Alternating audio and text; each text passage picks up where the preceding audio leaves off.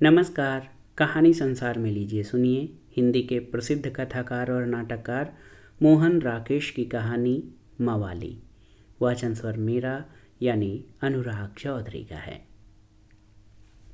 उस लड़के का परिचय केवल इतना ही है कि वह शाम के वक्त चौपाटी के मैदान में जमा होने वाली भीड़ में घूम रहा था। चौपाटी का मैदान काफ़ी खुला है और जब समुद्र भाटे पर हो तो और भी खुला हो जाता है। शाम के वक्त वहाँ पर सब तरह के लोग जमा होते हैं, वे जो वहाँ तफरीह के लिए आते हैं और वे जो वहाँ आने वालों के लिए तफरीह का सामान प्रस्तुत करते हैं और वे जो दूसरों को तफरीह करते देखकर लुत्फ़ ले लेते हैं। वहाँ धार्मिक प्रवचनों से लेकर आदम और हव्वा की परंपरा के पालन तक सभी कुछ होता है। अंधेरे और रोशनी में इतना सुंदर समझौता और कहीं नहीं होगा जितना चौपाटी के मैदान में है। और वह लड़का नंगे पांव, नंगे सिर, सिर्फ घुटनों तक की लंबी मैली कमीज पहने वहाँ एक सिरे से दूसरे सिरे की तरफ चल रहा था। एक जगह एक नेता का भाषण समाप्त हुआ था और मजदूर शामियाना उखाड़ रहे थे।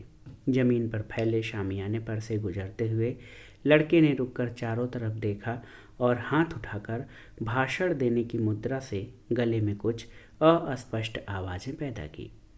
जब एक मजदूर उसे हटाने के लिए उसकी तरफ लपका तो वह उसे जीभ दिखाकर भाग खड़ा हुआ।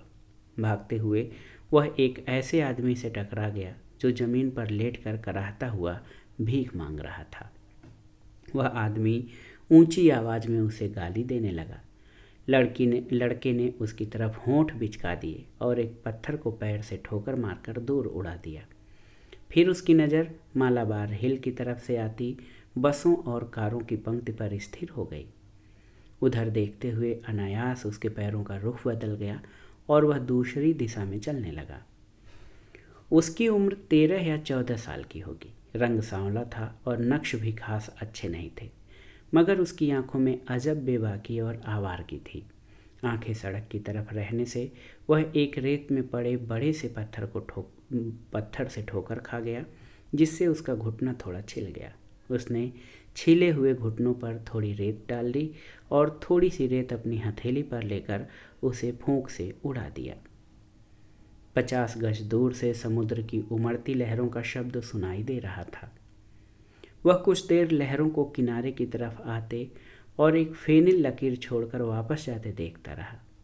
हर लहर के बाद दूसरी लहर और आगे तक बढ़ जाती थी। पश्चिमी क्षितिज के पास बादलों के दो लंबे सुरमई टुकड़े समुद्र से निकले बड़े बड़े मगरमच्छों की तरह एक दूसरे से उलझे हुए थे। लड़का उन मगरमच्छों को एक दूसरे में विलीन होते देखता रहा। फिर वह बैठकर रेत में से सीपियां बटोरने लगा। केकड़े और उसी तरह के दूसरे जंतु उछलते हुए समुद्र की तरफ से आते थे और पास से निकल जाते। लड़का टूटी हुई सीपियों को दूर फेंक देता और साबुत सीपियों में से जो उसे खूबसूरत लगती उन्हें कमीज से साफ करके जेब में डाल लेता। अंधेरा धीरे धीरे गहरा हो रहा था, इसलिए सीपियां ढूंढना कठिन हो रहा था। लड़का एक बड़ी सुंदर सी सीपी को, जो एक ओर से टूटी हुई थी, हाथ में लेकर अनिश्चित दृष्टि से देखता रहा कि उसे जेब में रख लेना चाहिए या नहीं। पर उसकी आंख ने टूटी हुई सीपी को स्वीकार नहीं किया। उसने उसे वहीं रेत में रख दिया और उठ खड़ा हुआ। उसकी आंखें कई पल गरजती हुई लहरों पर टिकी रहीं, फिर उधर को मुड़ गईं जिधर चौराहे की बत्ती का रंग लाल से पीला और पीले से हरा हो रहा था और लाल रंग की बसें घरघराती हुई एक दूसरे के पीछे दौड़ रही थी। एक बच्चा अपनी मां की उंगली पकड़े नाचता हुआ आ रहा था। यह उसकी तरफ देखकर मुस्कुराया। एक गुब्बारे वाले के पास से निकलते हुए उसने उसके गुब्बारों को छेड़ दिया। गुब्बारे वाले ने घूर कर गुस्से से उसे देखा तो उसने उसकी तरफ मुंह करके जोर की सीटी बजाई और हाथ से जेब में भरी हुई सीपियों का वजन और फैलाव महसूस करता हुआ तेज तेज चलने लगा। सड़क के उस पार चरनी रोड स्टेशन पर एक लोकल गाड़ी मेरीन लाइंज से आकर रुकी थी, जो सीटी देकर अब ग्रांट रोड की तरफ चल दी। कुछ ही देर में गाड़ी से उतरे हुए लोगों की भीड़ चरनी रोड के पुल पर आ गई। भैया लोग दूध बेचकर खाली पीपे लिए आ रहे थे। कुछ घाटी युवतियां एक दूसरे को छेड़ती हुई पुल की सीढ़ियां उतर रही थीं। लड़के की आंखें काफ़ी देर पुल के उस हिस्से पर लगी रहीं जहाँ से हर पल नए नए चेहरे प्रकट होकर पास आने लगते थे और कुछ ही देर में सीढ़ियों से उतरकर अदृश्य हो जाते थे। खिप खिप खिर, लड़के ने मुंह से 2 उंगलियां डालकर आवाज़ पैदा की और मुस्कुराकर चारों तरफ देखा कि लोगों पर उस आवाज़ की क्या प्रतिक्रिया हुई है। यह देखकर कि उसकी आवाज़ की तरफ किसी का ध्यान नहीं गया, उसने बाहें फैला ली और तन कर चलने लगा।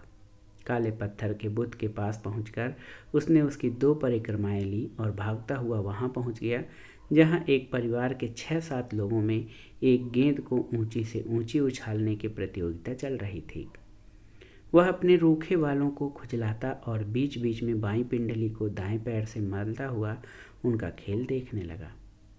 एक 15-16 साल की लड़की जिसने अपना नीला दुपट्टा कसकर कमर से लपेट रखा था, गेंद के साथ ऊपर को उछलती तो लड़के की एड़ियां भी जमीन से 3-4 इंच ऊपर उठ जाती।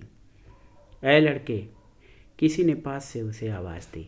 उसने घूम कर देखा, एक पारसी अपने सोए हुए बच्चे को कंधे से लगाए खड़ा था और उसे हाथ के इशारे से बुला रहा था। उसने होंठ गोल करके एक बार पारसी की तरफ देख लिया, फिर खेल देखने में व्यस्त हो गया। ऐ लड़के, इधर आ, पारसी ने फिर आवाज़ दी। इस बच्चे को उठाकर शीतल बाग तक ले चल, 1 आना मिलेगा।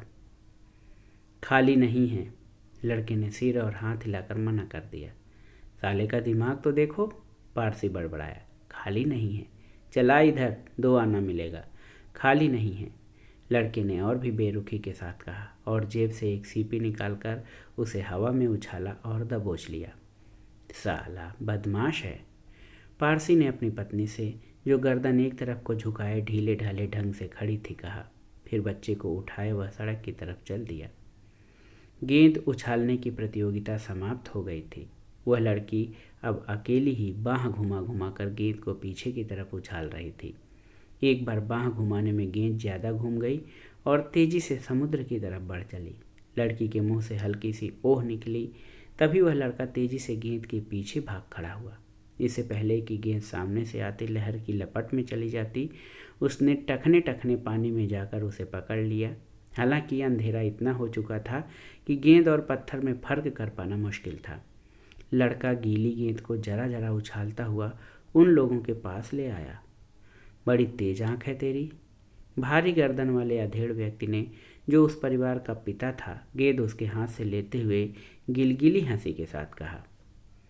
किस तरह चिमगादड़ की तरह लपका था, नीले दुपट्टे वाली लड़की बोली। इन बातों के उत्तर में लड़के के गले से सिर्फ खुश्क सी हंसी का स्वर सुनाई दिया। चल, हमारा सामान उठाकर ले चल, सूखी हड्डियों वाली स्त्री, जो शायद उस लड़की की माँ थी, एहसास जताती हुई बोली। चलेगा, पुरुष ने उसे खामोश देखकर झिड़कने के स्वर में पूछ लिया। चलेगा, लड़के ने उत्तर दिया। तो ये दरी तह कर ले और बाकी सामान समेट कर टोकरी में रख ले। उस व्यक्ति ने दरी पर रखी प्लेटों और चम्मचों की तरफ इशारा किया। लड़के ने एक झिझक के साथ बिखरे हुए सामान को देखा, एक निगाह लड़की पर डाली और झुककर वे चीज़ें इकट्ठी करने लगा। सब चीज़ें ठीक से रख और जा, पहले प्लेटें और चम्मच धोला, स्त्री ने उसे आदेश दिया। उसने जूठी प्लेटें और चम्मच इकट्ठी की और समुद्र की तरफ चला गया। वहाँ उसने उन सबको रेत से मलकर साफ़ किया और अच्छी तरह अपनी कमीज़ से पोंछ लिया। एक प्लेट लौटती लहर के साथ बह चली तो उसने झपट कर उसे पकड़ लिया और फिर से साफ़ करने लगा। जब उसे तसल्ली हो गई कि सब चीज़ें ठीक से चमक गई हैं तो वह सीटी बजाता हुआ उन्हें उन लोगों के पास ले आया। इतनी देर क्या करता रहा वहाँ, स्त्री ने आते ही उसे झिड़क दिया। हम लोग रात तक यहीं बैठे रहेंगे क्या, अब जल्दी कर। वह बैठकर प्लेटों को टोकरी में रखने लगा। स्त्री बिल्कुल उसके पास आकर खड़ी हो गई और बोली, सब चीज़ें गिनकर रखना, प्लेटें पूरी 6 हैं ना। लड़के ने प्लेटें गिनी और सिर हिलाया। और चम्मच, स्त्री झुककर देखती हुई बोली, चम्मच तो मुझे 5 नज़र आ रही हैं। लड़के ने उन्हें गिना और कहा, हाँ चम्मच 5 ही हैं। 5 कैसे हैं, स्त्री को सख्त स्वर में बोली। पूरी 6 हैं, एक चम्मच कहाँ छोड़ आया है।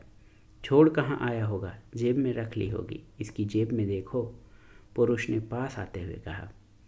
लड़के का हाथ सहसा अपनी जेब पर चला गया और सीपियों के फैलाव को छूकर उनके बचाव के लिए वहीं रुका रहा। निकाल चम्मच, जेब पर हाथ क्यों रखे हुए है? पुरुष ने उसे डांटा। लड़का सहमा सा टोकरी के पास से उठकर 2 कदम पीछे हट गया। मैंने चम्मच नहीं ली, उसने कमज़ोर आवाज़ में कहा। मुझे नहीं पता वह चम्मच कहाँ है। तुझे नहीं तो तेरे बाप को पता है। कहते हुए उस व्यक्ति ने लड़के को बालों से पकड़ लिया और उसके मुंह पर एक तमाचा जड़ दिया। दे दे चम्मच, तुझे कुछ भी नहीं कहेंगे। स्त्री ने जैसे उस पर तरस खाकर कहा। मेरे पास चम्मच नहीं है, लड़का उसी स्वर में बोला। मेरी जेब में मेरी अपनी चीज़ें हैं। तेरी अपनी चीज़ें हैं? पुरुष बड़बड़ाया। अभी देखता हूँ तेरी कौन सी चीज़ें अपनी हैं। और उसके लड़के के बालों को अच्छी तरह झिझोड़कर उसका जेब पर रखा हाथ अपने मोटे हाथ में कस लिया। उस हाथ के दबाव से लड़के ने महसूस किया कि उसकी जेब में सीपियाँ टूट रही हैं। उसे जैसे उन सब सीपियों के चेहरे याद थे और उसका हाथ पहचान रहा था कि उनमें कौन कौन सी सीपी टूट रही है। उसने झटके से पुरुष के हाथ से अपना हाथ छुड़ाने की कोशिश की, मगर हाथ तो क्या छूट पाता, पुरुष ने गर्दन को और दबोच लिया। साले, भागना चाहता है? पुरुष होंठ चबाता हुआ बोला। देखो मैं कैसे अभी तेरी गत बनाता हूँ। हटा हाथ। लड़के का हाथ उस मोटे हाथ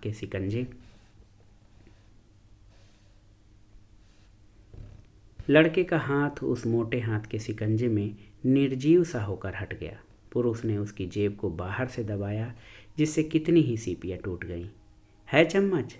उसने स्त्री की तरफ देखकर कहा। हरामी ने जाने जेब में और क्या क्या चीज़ें भर रखी हैं, चोर कहीं का। लड़की अपने छोटे भाइयों को लेकर अलग खड़ी थी, बोली। लड़के का संघर्ष समाप्त हो गया था। पुरुष ने उसकी जेब में हाथ डालकर जेब की सब चीज़ें बाहर निकाल लीं। अधिकांश टूटी हुई सीपियाँ ही थीं। उनके अलावा और जो माल बरामद हुआ वह था एक तांबे का ताबीज, एक आधा खाया हुआ अमरूद, कुछ कौड़ियाँ और एक पैसा। नहीं निकली? स्त्री ने सब चीज़ों पर नज़र डालकर पूछा। नहीं। पुरुष खिसियाने स्वर में बोला। जाने सूअर का बच्चा कहाँ छिपा आया है। उधर धोने ले गया था, वहीं कहीं रखाया होगा, लड़की दूर से बोली। जरा सी उम्र में साले सब कुछ सीख जाते हैं। पुरुष ने लड़के की चीज़ें गुस्से में दूर फेंकते हुए कहा। जा ले जा अपनी चीज़ें माँ के पास। अंधेरे में तांबे की चमक कुछ दूर तक दिखाई दी, फिर पता नहीं क्या कहाँ जा गिरा। सीपियाँ हल्की थीं, इसलिए वे अधिक दूर नहीं गईं। लड़का तेजी से उस तरफ भागा जिधर उसकी चीज़ें फेंकी गई थीं। वह अंधेरे में आंखें गड़ा गड़ा कर देखने लगा। लोगों के फेंके हुए जूठे दोने, खाली नारियल और बहुत सी मसली हुई थैलियाँ जहाँ तहाँ पड़ी थीं। एक चमकती चीज़ को देखकर वह उसे उठाने के लिए झुका। वह सिगरेट का बरक था। एक जगह एक पत्थर को देखकर भी उसे ताबीज़ का भ्रम हुआ। उसे उठाकर उसने ज़ोर से वापस पटक दिया। फिर वह थैलियों और पत्तों को पैरों से दबा दबा कर टटोलने लगा। 2-1 खाली नारियलों को भी उसने झटक कर देखा। काफ़ी देर देखने पर भी कुछ नहीं मिला तो वह सीधा खड़ा हो गया। वह पुरुष समुद्र के पास होकर वापस आ रहा था। लड़का तेजी से उसकी तरफ लपका। मेरा टिक्का दो, उसने पुरुष के पास पहुंचकर गुस्से के साथ कहा। हट। पुरुष उसे बाँह से धकेलकर आगे बढ़ गया। लड़के ने पीछे से उसकी बाँह पकड़ ली, बोला। पहले मेरा टिक्का दो, मैं तुम्हें ऐसे नहीं जाने दूंगा। हट जा, नहीं तो तेरा सिर फोड़ दूंगा। पुरुष बाँह छुड़ाने की चेष्टा करने लगा। बहन मवालीगिरी करता है। बहन की गाली मत दो, लड़के का स्वर बहुत तीखा हो गया। कह रहा हूँ हट जा, नहीं तो। पुरुष ने उससे बाँह छुड़ाकर उसे धक्का दे दिया। लड़के ने गिरते गिरते किसी तरह अपने को संभाल लिया और झपट कर उसकी बाँह में दांत गड़ा दिए। इससे वह पुरुष एक बार तड़प गया। फिर लड़के को जमीन पर गिराकर वह उसे जूते से ठोकरें लगाने लगा। उसकी स्त्री और बच्चे पास आ गए। आसपास और भी कई लोग जमा हो गए। लड़का चिल्ला रहा था, मार दे, मेरी जान ले ले, लेकिन मैं अपना टिक्का लिए बिना नहीं छोड़ूंगा। तू मार और मार। 3-4 व्यक्तियों के रोकने पर वह व्यक्ति मारने से हटा। उसकी पत्नी लोगों को सुनाकर कहने लगी, इतना सा है मगर है पक्का चोर। हमने इसे सामान उठाने के लिए तय किया और सामान टोकरी में रखने को कहा, पर हमारे देखते देखते इसने एक चम्मच गायब कर दी। पूछा तो भाग खड़ा हुआ। अब उनकी बाँह पर दांत काट रहा था। दुनिया में ऐसे ऐसे नालायक भी होते हैं। और वह व्यक्ति रोकने वालों से कह रहा था, मैंने तो इसे कुछ ठोकरें ही लगाई हैं। ऐसे हरामी को तो गोली से उड़ा देना चाहिए। साले, एक तो चोरी करते हैं, ऊपर से मवालीगिरी करके दिखाते हैं। लड़का रो रहा था। दो व्यक्तियों की पकड़ में छटपटाता हुआ वह कह रहा था, मेरा टिक्का मेरी माँ ने मुझे दिया था। मेरी माँ मर चुकी है, अब मुझे वह टिक्का कहाँ से मिलेगा? मैं इससे अपना टिक्का लेकर रहूँगा, या यह मेरी जान ले ले या मैं इसकी जान ले लूँगा। और वह पकड़ से छूटने के लिए और भी संघर्ष करने लगा। उधर वह व्यक्ति कह रहा था, मैं कहता हूँ इसे हवालात में दे देना चाहिए। इसकी तलाशी ली तो इसकी जेब से तांबे का एक ताबीज़ सा निकला। यह भी साले ने किसी का उठाया होगा। अब भी यह यहीं कहीं पड़ा है, पर इसके बहाने यह खून करने पर उतारू हो रहा है। छोड़िए भाई साहब, कोई उसे समझाता हुआ बोला। आप शरीफ आदमी हैं, आप क्यों इसे मुँह लगाते हैं? चोरी करना और जेब काटना तो इन लोगों का धंधा ही है। आपके साथ बाल बच्चे हैं, आप चलिए यहाँ से। पास से गुजरते हुए व्यक्ति ने दूसरे से पूछा, क्या बात हुई है यहाँ? पता नहीं, उसे उत्तर मिला। एक लड़के ने कुछ चोरी वोरी की है, उसी के लिए उसे मार पड़ रही है। बम्बई में इन लोगों के मारे नाक में दम है, उस व्यक्ति ने कहा। चौपाटी तो इन लोगों का खास अड्डा है, दूसरे ने समर्थन किया। देखो कैसे गालियाँ बक रहा है। बकने दीजिए, आप क्यों अपना वक्त खराब करते हैं? वह व्यक्ति दूसरों के कहने कहाने से स्त्री और बच्चों को साथ लेकर वहाँ से चल दिया। चलते हुए वह दूसरों को समझाने लगा कि ऐसे लड़कों के साथ सख्ती का बर्ताव करना क्यों जरूरी है। दो व्यक्ति अब भी लड़के को पकड़े हुए थे और वह उनके हाथ से छूटने की चेष्टा करता हुआ सबको गालियाँ दे रहा था। लोग उसे खींचते हुए दूसरी तरफ ले गए। जब उसे छोड़ा गया तो वह थोड़ी दूर जाकर और ज़ोर से गालियाँ देने लगा। फिर वह सिसकियाँ भरता हुआ रेत पर औंधा पड़ गया। चौपाटी के अंधेरे भागों में अंधेरा पहले से गहरा हो गया था। मैदान में टहलने वाले लोगों की संख्या बहुत कम हो गई थी। कहीं कहीं कोई इक्का दुक्का आदमी ही नजर आता था। दूर कोने में एक आदमी एक लड़की की कमर में बाँह डाले बेंच पर बैठा उसे चूम रहा था। धीरे धीरे समुद्र की लहरों और किनारों की बेंचों के बीच का फासला कम होता जा रहा था। स्पाशी की आवाज़ के साथ हर लहर दूसरी लहर से आगे बढ़ाती थी। दूर क्षितिज के पास मछुआ नावों की बत्तियां टिमटिमा रही थीं। Tit tit tit tit tit tit. वातावरण में तरह तरह की आवाज़ें फैली थीं। अरब सागर की हवा हुआ हुआ करती सामने की इमारतों से टकरा रही थी। काफ़ी देर पड़े रहने के बाद लड़का रेत से उठ खड़ा हुआ और आंखों से ज़मीन को टटोलता घिसटते पैरों से चलने लगा। सहसा उसका पैर एक नारियल पर से उल्टा हो गया। उसने नारियल को कसकर गाली दी और जोर की एक ठोकर लगाई। नारियल लुढ़कता हुआ समुद्र की लहरों की तरफ चला गया। उसने पास जाकर उसे दूसरी ठोकर लगाई। नारियल सामने से आती लहर में खो गया। उस लहर के लौटते लौटते उसे नारियल फिर दिखाई दे गया।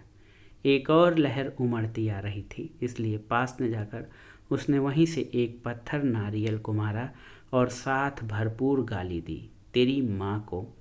और फिर वह सामने से आती हर लहर को जोर जोर से पत्थर मारने लगा, तेरी माँ की, तेरे बहन को। तो ये थी मोहन राकेश की लिखी कहानी मवाली। ये कहानी आपको कैसी लगी हमें कमेंट बॉक्स में ज़रूर बताइएगा।